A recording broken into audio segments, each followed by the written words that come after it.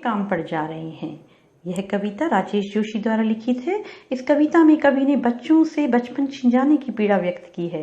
कवि ने समाज की उस अन्यायपूर्ण व्यवस्था की ओर संकेत किया है जिसमें कुछ बच्चे गरीबी के कारण खेल और शिक्षा से वंचित रह गए हैं। कवि बच्चों को काम पर जाता देख दुख से भर जाते हैं।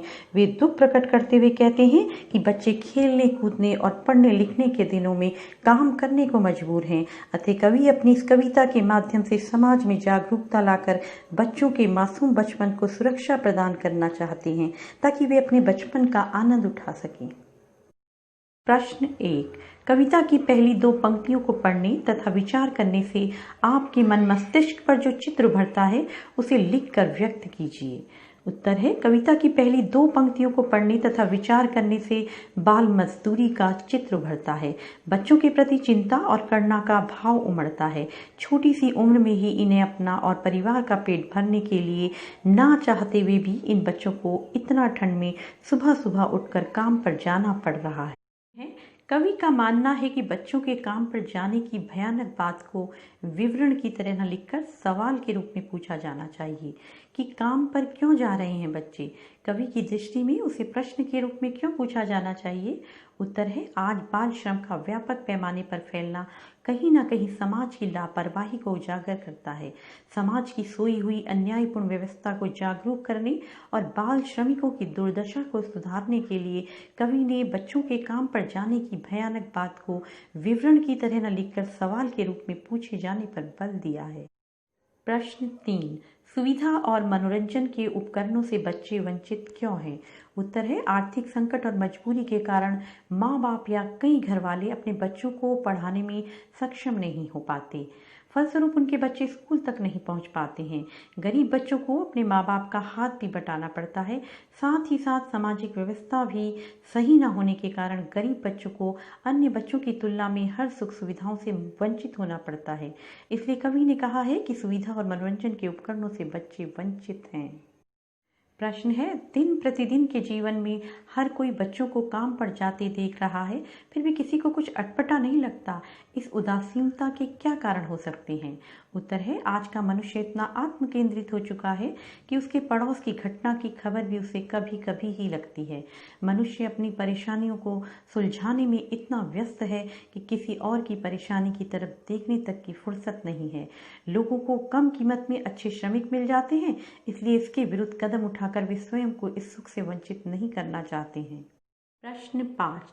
आपने अपने शहर में बच्चों को कब कब और कहाँ कहाँ काम करते हुए देखा है। हमने अपने शहर में बच्चों को अक्सर कई जगह काम करते हुए देखा है। नंबर 1, दुकानों में काम करते नजर आते हैं। नंबर 2, ढाबों में बर्तन साफ करते नजर आते हैं। नंबर 3, बड़े बड़े दफ्तरों में चाय देते नजर आते हैं। बस में भी काम करते हैं। घरों में अक्सर कम उम्र के बच्चे ही काम करते देखे गए हैं। बच्चों का काम पर जाना धरती के एक बड़े हादसे के समान क्यों है। उत्तर है, हमारी आने वाली पीढ़ियां ही देश और समाज के भावी भविष्य होते हैं, अर्थात बच्चे ही देश के कर्णधार हुआ करते हैं।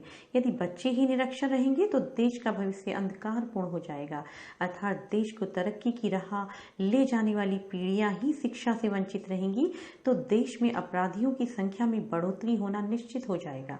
इसलिए बच्चों का काम पे जाना धरती के एक बड़े हादसे के समान है। काम पर जाते किसी बच्चे के स्थान पर अपने आप को रखकर देखिए।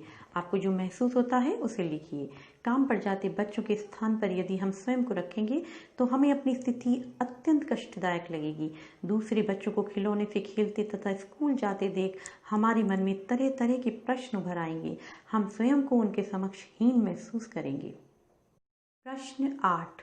आपके विचार से बच्चों को काम पर क्यों नहीं भेजा जाना चाहिए। उन्हें क्या करने के मौके मिलने चाहिए। उत्तर है, बच्चे यानी आने वाली पीढ़ियों के कंधों पर देश का भविष्य निर्भर करता है।